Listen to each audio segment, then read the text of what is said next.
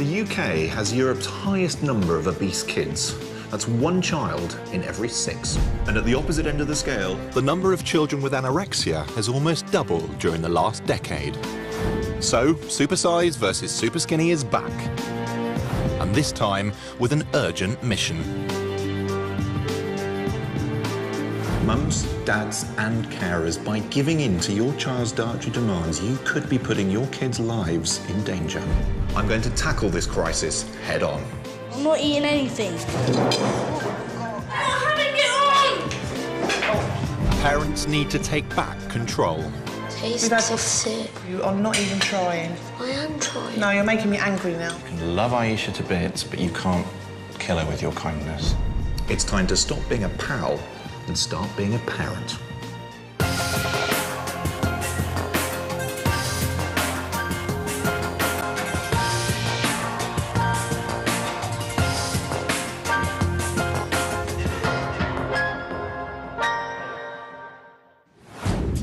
Our children's nutrition is seriously in neglect, meaning for the first time, this generation of parents may well outlive their kids.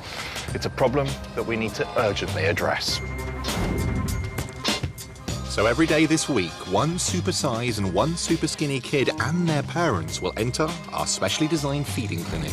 The children will sit down to a diet swap to give the families a wake-up call and make them realise that together they can all break their unhealthy attitude towards food. This breakfast is better than I thought. Quite nice this is. During their stay, we'll be giving them all some tough love by showing them the impact of bad diets on their bodies. What is it? How terrible food can strip kids of their childhood. I'm 16 years old and I weigh 25 stone. And ultimately, by receiving life-saving nutritional advice from leading dietitian Ursula Philpott and myself, Dr. Christian Jessen. We'll also see how easily childhood anorexia goes unnoticed in Britain. It was very hard for me to acknowledge that my son actually acquired an eating disorder. And Britain's rowdy school kids come face to face with real slices of human body to show what could happen to them if they don't get a grip on their diets. You don't like sit there and think like, that's me on the inside, it's weird.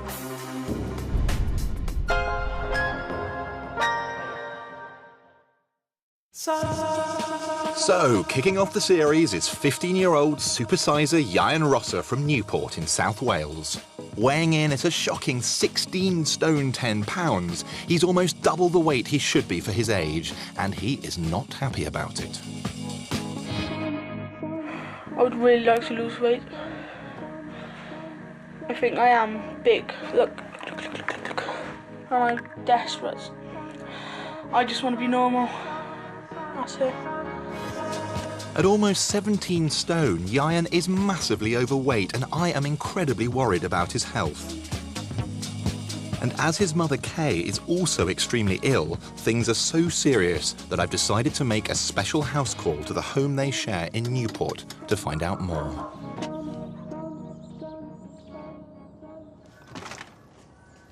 Hello. Hi. Surprise. You must be Kay. I am, yeah. Are you joking? Yeah, I just choked on my tea. I'm Christian. We don't want that. I know you You need are. a doctor.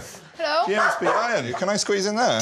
Yeah, I'll move there. What have you got there? I just got chips and ketchup. He's not feeling too good today. That's why he's only got a couple of chips.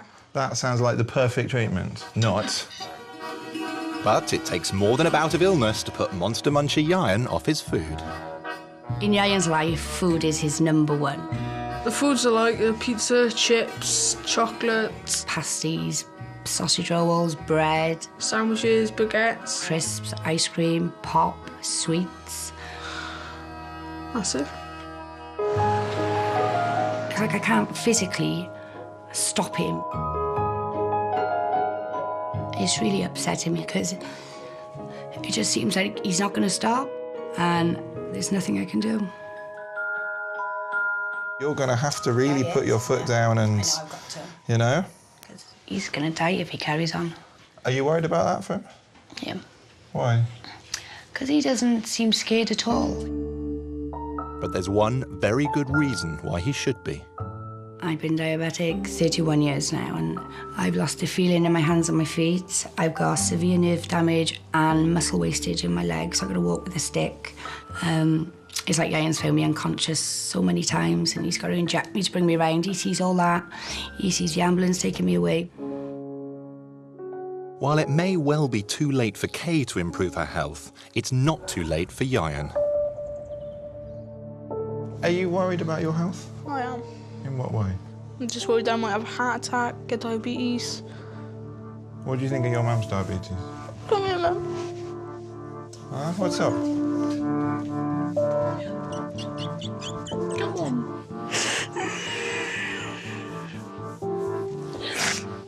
You big softy. He shouldn't be thinking of things like that at his age. Shouldn't even be anywhere on his mind that he could die of a heart attack. All of this is completely reversible. There's no damage that you are doing now that will not get better in the future if you make some major changes. Okay.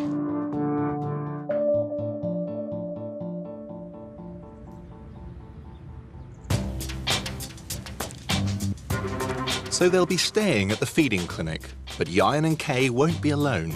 Step forward, 13-year-old super skinny Jess Wardle from Bristol, accompanied by her dad, Dave.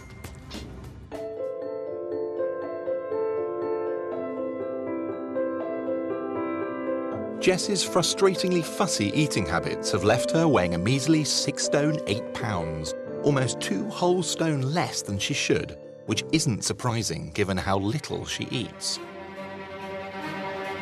The foods I don't like are spaghetti bolognese. I really don't like fish in any form. She won't eat a jack of potatoes, she won't eat mash. I'm not too keen on vegetables. She won't eat lettuce, she won't eat tomatoes. Broccoli, celery, cabbage, onion. Not a big fan of mushrooms. She's very, very reluctant to try something new, which is very frustrating. Which means that Dad Dave, who's divorced from Jess's mum and only has her at weekends, has caved in to his daughter's fussy demands. My attitude has been, you can have whatever you want, as long as you're eating something, have what you want. The thing is, it is exactly the same time after time. Can I have chicken fried rice? Yeah. And a pot of barbecue sauce, please. Chicken fried rice and barbecue sauce? Yeah. Stop. But this lack of variety is taking its toll on her body. I just look like I'm about to snap. I look quite ill. I kind of get upset because I could have stopped this ages ago. And Dad Dave is seriously concerned about the future. She mightn't be able to have a family. So it's the whole medical side that is the major concern, because once you get to a certain stage, there's probably no way can you reverse it.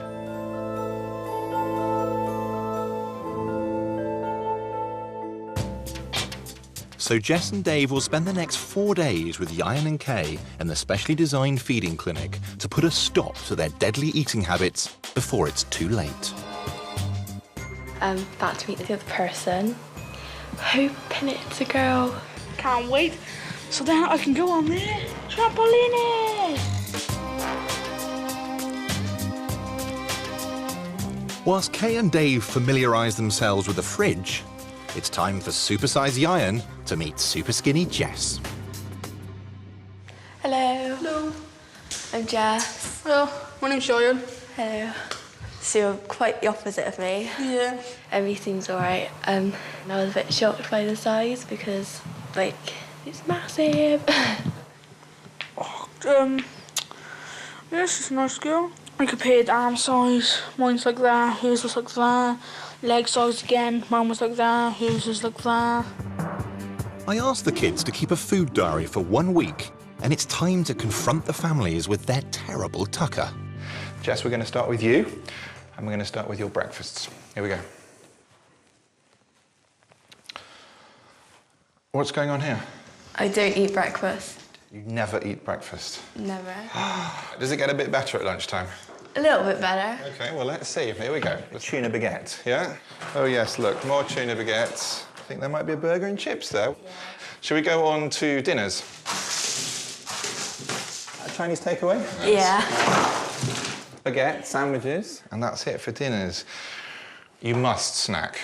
A few crisps, some sort of potato-y, wedgy things. What do you tend to drink? Cola. Some days, a third of your total calorie intake is coming from cola and the sugary lollies. I just didn't realise it was that much. Yeah, it's all processed stuff. Nothing freshly prepared at all. Not a fruit or a vegetable in sight anywhere. Not one, is there? Did you realise it was anything like that? No. You do not need a degree in nutrition to look at that and say... Not at all. That's not a good diet, do you? Not at all. No? Right, so, Yayan, it's your turn. And we're going to start with your breakfasts. Some cereal. Well, I'll tell you something... Oh. I was about to say that looks a fairly normal breakfast until the chocolate biscuits came in. Whack. Lunchtime next. Talk me through your lunches, Yo. Just sandwiches, chips, pasta, sausages. Let's move on and see what your dinners look like. So we've got pizza, or two. What are these, kebabby things? Yeah. Do you have anything else? I would have some snacks after that. Yep, that's some snacks. That's ridiculous. Yayan's diet of processed, high-fat, fried and sugary foods means he's consuming a whopping daily intake of almost 4,000 calories. That's a shocking overeat of over 3 days per week. And to justify his sugar levels, he'd have to be running a marathon every other day. Jess, meanwhile, is eating a lowly 1,700 calories a day, meaning she's missing out on almost a whole day's worth of food every week. These two might be at opposite ends of the scale when it comes to consumption, but in terms of nutrition, they're both just as bad as each other. I knew he was eating too much, but nowhere near that extent. I felt guilty because it's obviously that he buys it, so I blame myself for this. It's made me realise about my diet that I eat more than I think I do. And the food that I eat isn't healthy. Shocking.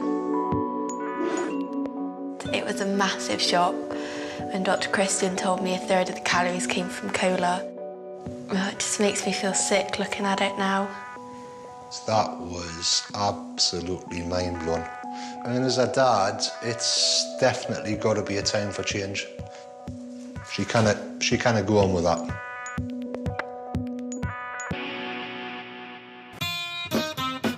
After a good night's sleep, 15-year-old super-size Yayan and 13-year-old super-skinny Jess and their parents are waking up to the first of a series of healthy meals. Oh, it's bad waking up. I'm so tired and sleepy. Oh, I didn't want breakfast this morning. But there's no avoiding it. Morning! As feeding clinic dietitian Ursula Philpott is preparing a healthy breakfast of toasted bagel with tomatoes, mushrooms and poached egg. And Yayan, what do you think? I don't like mushrooms and I don't like tomatoes. Jess? Not mushrooms. Not mushrooms. You're going to try though, aren't you? Try, yeah. That's all we're asking. That's all we're asking, yeah. As Yayan tucks into his breakfast, Jess isn't impressed. That's your favourite dish. That's been your favourite tasting. That's horrible. I know I don't like bagels. I don't usually like egg. I know I don't like tomatoes, and I know I don't like mushrooms. Did you try a mushroom? I'm looking at mine now and I've got to try one. So you've got to taste one as well. You've got to try one. But I really just don't want to try it. Neither do I. Go on, both together. Both at the same time. Ready? Go on. Oh, he's beat you. Oh, that's disgusting. Oh. Well, at least Sorry. Sorry, Josh. Just try. No, it's all right. Just try. Go on, let's go. Not after that reaction. Oh. Dave, who usually lets her eat whatever she wants at home, is finally putting his foot down. Just try, cut that bit of mushroom in half and just try that. Come on, sweetheart. I don't like mushrooms. It's like you're trying to make me eat it. I think it's been quite a shock for Jess, me nagging her, because I never do. My dad was getting a bit annoying by keeping on and on and on for me to carry on when I knew that I couldn't and that I really didn't want to. Jess might not like it, but Dave's finally doing what he should have done years ago.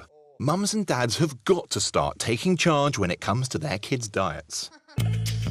But we're not going to let the nation's children off the hook either, who also need to start taking responsibility for what they put in their mouths. We know from studies that the bad eating habits you develop as a child become harder to break as you get older, and I am seriously concerned about this generation of kids. I don't actually worry, because whatever I eat is what I eat, and I just don't care. I can let myself go away sometimes and eat lots of snacks and all that stuff. I don't know much about the food inside our body. I just know that if you eat lots of fatty foods, it makes you fat. So I've invited these school children to a very special exhibition to drive the message home that bad eating habits can result in ill health and even death.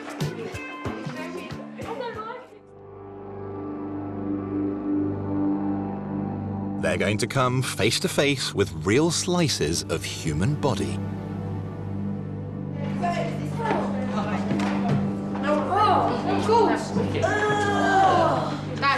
That is, it looks like One slice comes from the body of a man who was normal weight when he died, aged 60 years old and weighing around 14 stone. Is it real? Is this real? One slice comes from the body of a man who was underweight when he died, aged 60 years old, and weighing just 9 stone. He died of lung cancer. You can see what they've like inside, and it's... And the supersized slice comes from the body of a 51-year-old man who weighed a mammoth 55 stone when he died of a heart attack directly linked to his weight. You don't sit there and think that's me on the inside. It's weird. Isn't it? Right, gang, hello, welcome. Thanks for coming along. I've got a treat for you today. Look at these beauties. Once the bodies were frozen, they were cut into slices before undergoing a process called plastination. The only exception is this guy here. And this is a photo of his slice, because we haven't got the real slice, OK? It wasn't quite ready in time. But these, if you look inside the bit of plastic here, actual person inside there. What I want to talk to you about is the effects of being overweight and being very underweight on your body in general. Why is it relevant to you guys, yeah? To make sure we don't get like that or like that. How might you get like that? Just eating junk food every day. Food is what I want to get to. Diet. What are your diets like? Be honest. What did you have for breakfast today? Toast. Be honest. Toast with chocolate spread. Toast with chocolate spread. There you go. Who else had breakfast today? Who had chocolate for breakfast? You had chocolate for breakfast. Are you worried about your weight? Nah. Clearly not. Hence the chocolate for breakfast. Have a good look at that picture, and you might change what you eat for breakfast. What I want to talk to you guys about is the cardiovascular system. What's that? Muscles. One particular muscle. Oh, the arm muscle. Not the arm. Hands. No. Heart. Heart. Cardio means heart. Vascular, what does that mean? Veins. What effects does being really, really overweight and really, really underweight have on your cardiovascular system? Yeah, so pump more blood around all of you. So it's... If you're bigger? Yeah. Yeah, if you're big, your heart is under incredible strain. What is it that makes some people fat? Is it like the genes or...? My answer to that is they eat too much and they don't do any exercise. I know people with the full complement of all the fat genes and they're thin. It's you that dictates what you put in your mouth. So, what sort of problems would he have with his cardiovascular system? What about the pressure of the blood? Too high. Yeah. High blood pressure can lead to strokes, heart attacks and coronary artery disease, which is the UK's biggest killer. But overeating's not the only thing putting a strain on your ticker. Not eating enough can be just as dangerous. You stop eating, you don't have enough nutrients, your heart slows right the way down, your body has to get some energy somewhere. Where does it get it from? Your organs. And muscles. What's the heart made of? Muscle. Muscle. So what do you think happens? Heart. You start to break down your heart muscle. And there have been a number of cases of supermodels who like to try and be as thin as possible, who have literally drop down dead of heart attacks through undereating. Say you realise that, oh, you're eating a lot of junk food, so you need to, like, cut the junk food down. Do you eat vegetables and then the fat will go, or does it still stay there? This is the lady that eats chocolate for breakfast. You're worrying now, aren't you? Yeah. Yeah, if you go onto a healthy diet, you will change that. Right, yeah, thank you. It will change. It's easy as that. So have you learnt about this now? Yeah. Are you going to get like that? No. Are you going to get like that? No. Is that a slightly better way to be? Yeah. Although obviously not cut into a 5mm slice, no?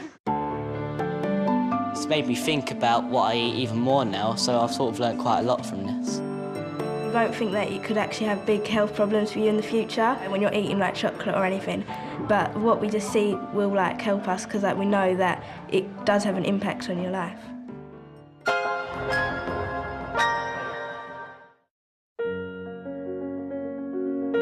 Back at the feeding clinic, I want Jess and Yayan and their parents to face up to just how much and how little they've been eating.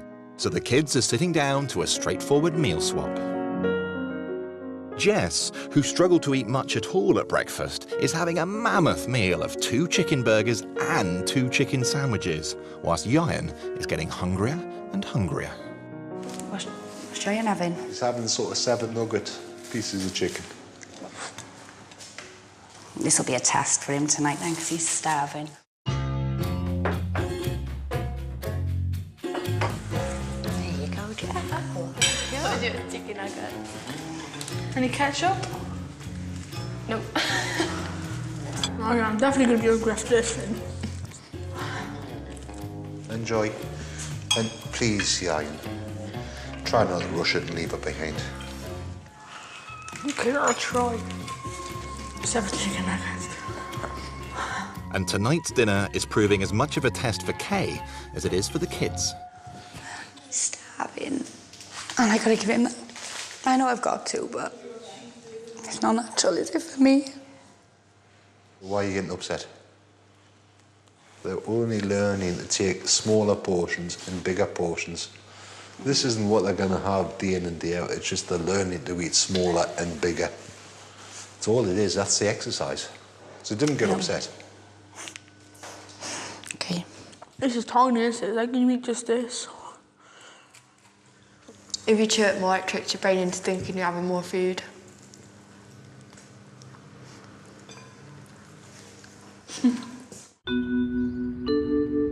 I feel so ill and my stomach hurts. I've eaten too much and people are still saying I haven't eaten enough. I am absolutely starving. Only had 7 chicken nuggets and a bloody banana. So now I'm just going to go to bed, fall asleep. And whilst Yayan's choosing to block out his thoughts, I think the parents need to examine where exactly things started to go wrong. Their family photos may help. How old was he in that one? He's 2 on there, and to me, he's normal, eh? He didn't have a problem then. And then this one here, now his dad was still alive there, so he's about 3 on this one. And then it was just after this photo was taken, he lost his dad, and that's when everything went downhill. And he had the fear of everybody dying then. It wasn't just like the people who had gone. That's hard enough for an adult to take. Oh yeah, and he just ate. I think it was comfort eating more than anything. But that's when it started, just after he lost his dad. So from there to there, it was only a matter of, could have been months. And the difference, looking at it now, is unbelievable. That's a shock to me, that is. I've seen all the photos, but never in order of his age. But to actually see that he had gained so much weight, he'd gone from a normal, healthy child to this really overweight child. And like I said, that was when he lost his dad. It couldn't have been very nice for him. But that's not the only reason for Yayan's weight gain. As a child, myself and my sister, we had a really bad upbringing with no food at all. And I always said my children would never go without. And that's what I've done. I just fed them and fed them and fed them. And then I just didn't know when to say no. I can't say yes anymore because I'll lose him altogether. It's the morning of day 3 at the feeding clinic, and the families are sitting down to another healthy breakfast. So what are waffles? Are they potatoes? I have no idea. I think they are. I'm going to buy potato waffles. I'm going to be sick. You're not going to be sick. And Dave is continuing to take charge at the table. Come on, stop picking. Not picking. You are. I don't want it. I'm not hungry. You're not feeling sick. Your tummy's just saying, I'm not used to this. That's all it's telling you. Whilst Jess is fussy to the extreme when it comes to food, an increasing number of young girls are actually starving themselves almost to death as their inability to eat enough descends into the deadly condition anorexia. In fact, this number has almost doubled in the last decade, with children aged as young as 9 succumbing to this terrible condition. Today, we hear from Erin, whose eating disorder spiraled out of control after she became addicted to pro-anorexia websites.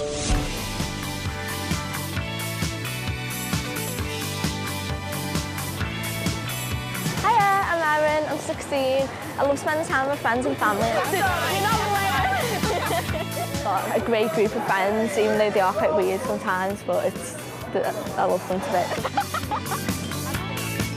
With my mum, I'm really close to her. I tell her anything.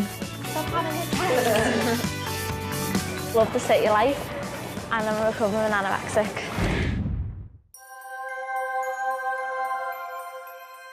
It all started from an innocent comment from one of my friends. You've beefed up over the holidays, haven't you? And then from then I started reading magazines, but not for fashion. I was looking at the diet part, and I was really aware of what I was putting in my body and how many calories I was consuming a day. It got to a point where I stopped wearing lip gloss because I thought there was calories in it. I stopped brushing my teeth because I thought there was calories in the toothpaste. She's starting to not eat with us. She was saying she'd eaten on the way home from school, and she's getting like moody and bad-tempered around meal times. I almost brainwashed myself. I was just thinking 24/7 about diets, and that's all I could think about. I knew a lot about eating disorders from going on like pro-anorexia websites. I thought there was other people like me, and when I was looking at what they were saying to each other, like the things they were doing, I was thinking, oh, I do that. I did get addicted. You'd get tips and hints of people, tips on even telling you how to make yourself sick, people sharing how many calories they've had a day and how many sit-ups they've done.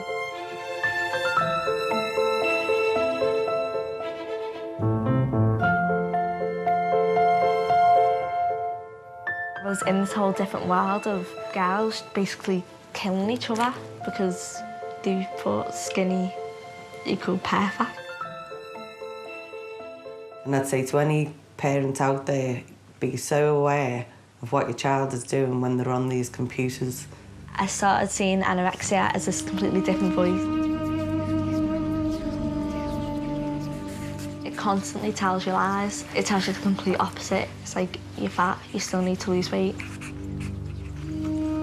If you eat that, something really bad's going to happen to your mum. Just really horrible, harsh things.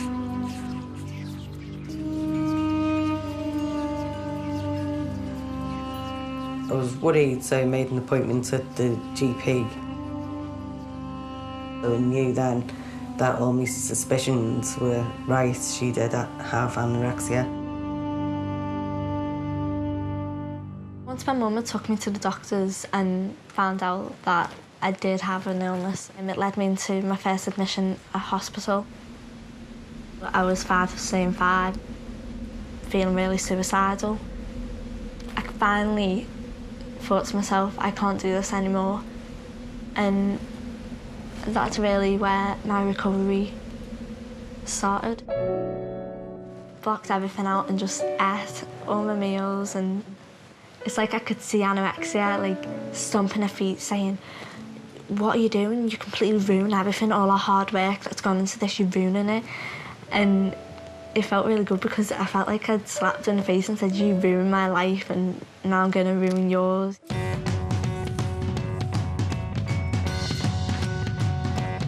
now. Every day that goes by, I feel a little bit like more normal and better. I just love all my fashion again, and I just get like looks off boys again, and just like little things like that. When I wake up now, I can see a future. When I'm older, I'd love to get married here and have kids when I'm 30, get married when I'm 30, and you know, it's all like planned out now, and I look forward to it. To any parents out there who's got any suspicions that the child may be suffering from an eating disorder, then the one thing I'd say is the sooner you act on it, the best possible chance they've got of recovering. To find out more about anorexia and where to go for help, log on to channel4.com/supersizekids.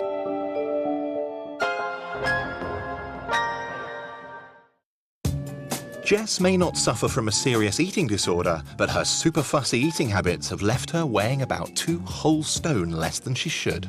And while she takes a quiet moment to herself, she's realising for the very first time in her life why she struggles so much with new foods. It's just a mental block. It just says I can't eat it. And like, if I eat it, something bad will happen. I don't know, I just can't control that, and it does make me quite upset. It's kind of coming here, it's made me realise how much I like to be in control, and that how hard it is going to change. I need to let go, but it's just so hard, and I can't.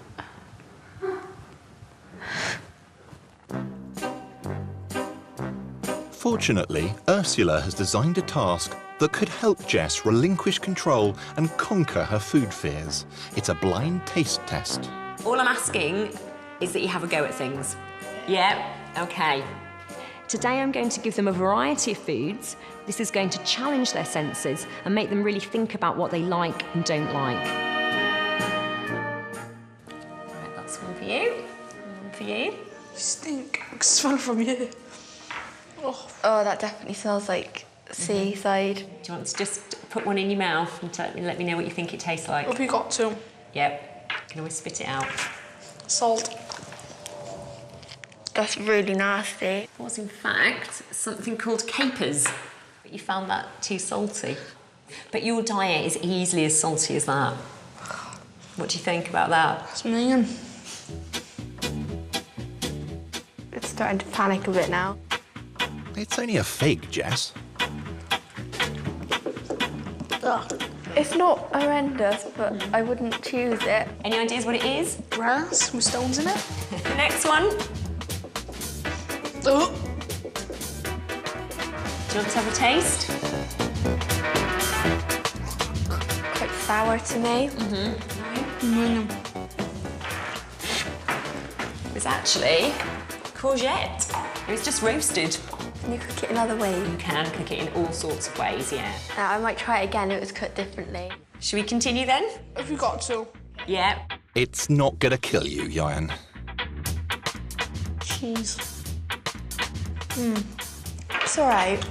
Like, I would eat it again. As Jess eats one pomegranate seed after another, she seems to be making a breakthrough. I think all of this made it like loads easier because I don't think I would have tried any of that. Because if you'd seen it, you'd have made a judgment about it and said, yeah, I'm not having it. You've learned something. Yeah. Yeah. But the same can't be said for Yayan. What do you think, Yayan? It's disgusting. Okay. Oh, minging. What do you think? Minging. It's minging. Did you learn anything? Yeah. Which was what? Don't ever eat them things again. But if we don't conquer Yayan's resistance to healthier foods, he will never make a dent on his colossal 16-stone, 10-pound frame. But it seems Yayan has a plan B. He said to me a couple of months ago, oh, it's all right, Mum, I can have that operation when they put a band in my belly, and that really scared me, thinking that he's just going to sit here and eat and eat and eat and then expect or hope to get this operation, which I told him would never happen. Well, I would like to get a gastric band because it shrinks your belly. And if I lose the weight, I can't exactly put it on, can I? Because I can't put the weight back on because my belly's so small. But gastric banding's far from the quick fix Yayan seems to think it is. So I've lined up a postcard from an American supersizer who knows just what it entails.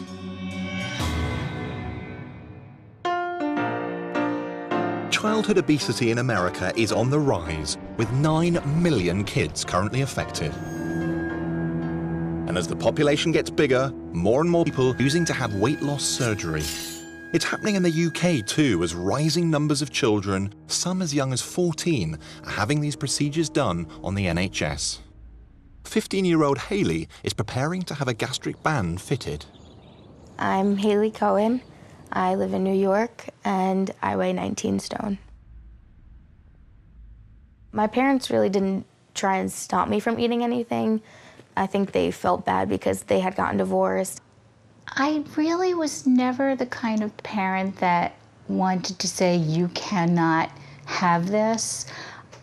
So I would eat whatever I want, and no one would really try and stop me because they thought maybe it was soothing to me or help me get through it. Quantity became more of an issue. Instead of one serving of frozen yogurt, it was several servings of frozen yogurt. And then it became an issue.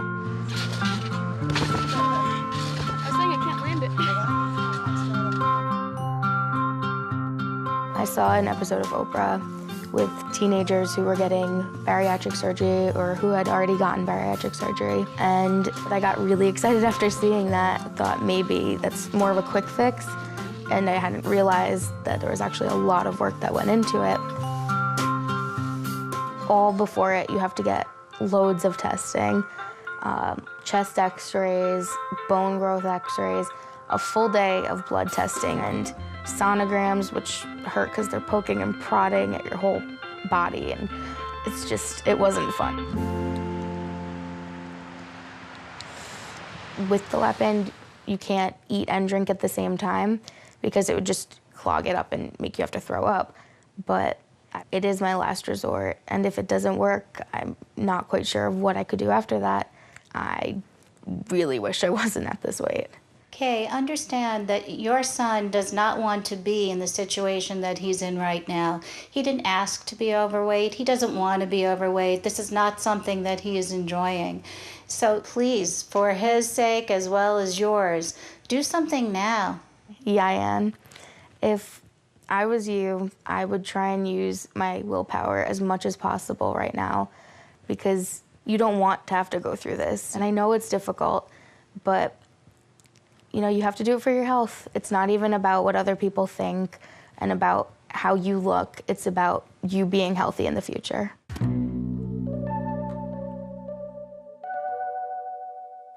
So, what do you think about her having a lap band, going in for the surgery?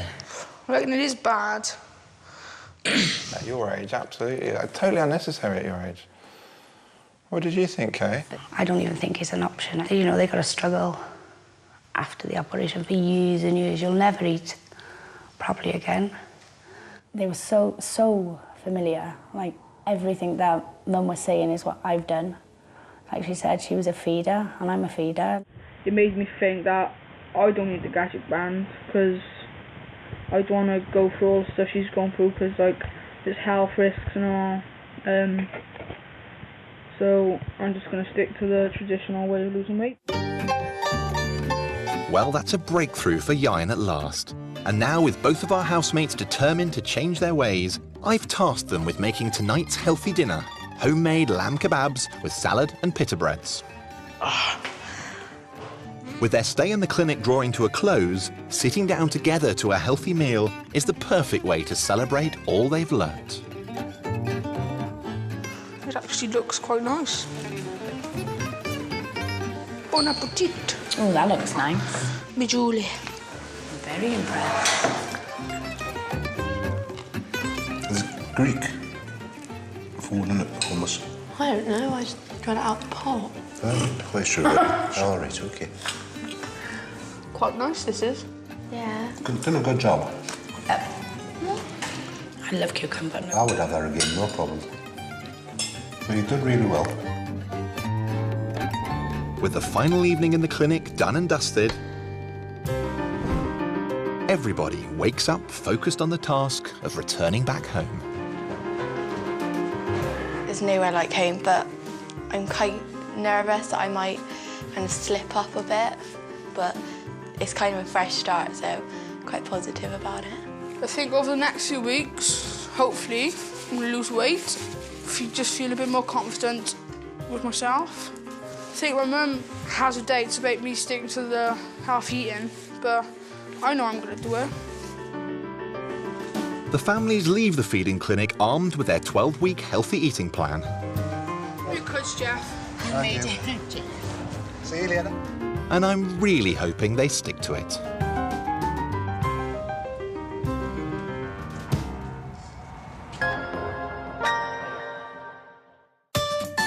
Three months ago, Super Size Yayan and Super Skinny Jess checked into the feeding clinic, and now they are back to tell me how things have been going. I really want to put some weight on. I would be quite disappointed if I didn't. It has been pretty hard trying to lose the weight. I hope I have.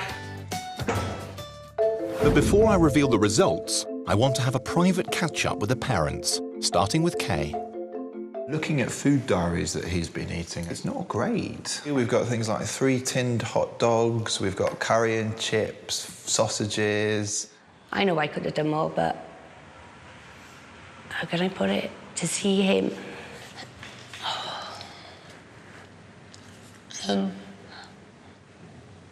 it's just like you'd say, I'm starving, I'm starving. That's just that big word saying no. Do you think by saying no you're being nasty? You're being unkind? When I was little then, we had to beg for food. Literally, beg. And I don't think my kid should have to beg, and that's what he was doing. He was begging. Do you think he was starving? No, that boy doesn't know the meaning of the word starving. Exactly. So why are you letting him walk all over you still? Perhaps Yayan has the answers. Hello. I think you've been very naughty with your mum. Have I? Yeah. What have I done? And you've used what you know is her #1 weak spot. Have I? Yes, you have. The one thing you never wanted to happen to us is we would starve like you did as a kid, and Yeah. I'm starving. There is no way it's the last 3 months that you have been starving, truly, is there? I've been starving, but I've been hungry. So what are we going to do? I mean, I'd love you to get it together, but you have to stop using your mum to get what you want in that way. I'm going to try even harder now. So I'm guessing. Never do it again. I'm hoping things have been going better for Jess and her dad. The positive side was the portions she's eaten are massive compared to what she was eating before. But the main problem's been she's not latched on to lots of different foods. She's still not eating the salads, etc. So what are you going to do about this now? Well, we've just got to keep putting it in front of her and encouraging her to eat it. So, Jess, I want to hear your version of how things have been these last 3 months. Tell me. I tried new food, Right. cooked a lot, and then I kind of tried to eat as much as possible. I've certainly heard that you have been eating more, and your dad has definitely agreed that your portion sizes are much better than they were, but I'm not sure he would agree with you about the trying new food things. I have, because everything I cook, I try. Tell me what's the stuff you're cooking. Like fruit crumble and like chicken stir fry. And you never used to cook that sort of thing before? No. And I'm kind of trying to fit in healthy food around unhealthy snacks. Okay. Are you happy with the way that you look now? Do you notice that your body's changing in a way that you like? Yeah. Excellent. I'm really glad to hear that. But before I reveal the results, it's time for the families to be reunited. Yeah. Okay, Dad. Hi, Jess. You look quite good, you do. And now it's time for the moment they've all been waiting for, the results. Right, gang. Let's do you first, Jess. What do you think? Over £6. You would have liked £6. You've put on £3. 3? Yeah. £3. It means that the little things that you were doing have actually made a difference. Right, so, Yayan, your turn. Shall I put you out of your misery? Yes, please. You've lost £3. Something that you've done has worked. You came here to put on some weight. And what have you done? Put on weight. You've put on weight. You came here for what? Last week. And you have. Keep it up. I'm quite happy because I lost weight because I thought I put on weight. It's only £3 that she's put on, but it's £3 in the right direction. When I go home, I'm going to try and eat even more than I have been and kind of slot in more healthy food. Hopefully in the future, I will lose the weight with my mum's help.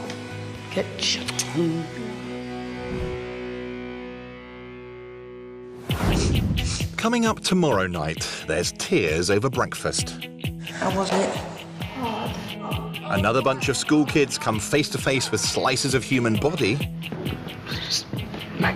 And we hear from another teenager who battled anorexia and lived to tell the tale. I'd gone from 14 stone down to 5.5 stone.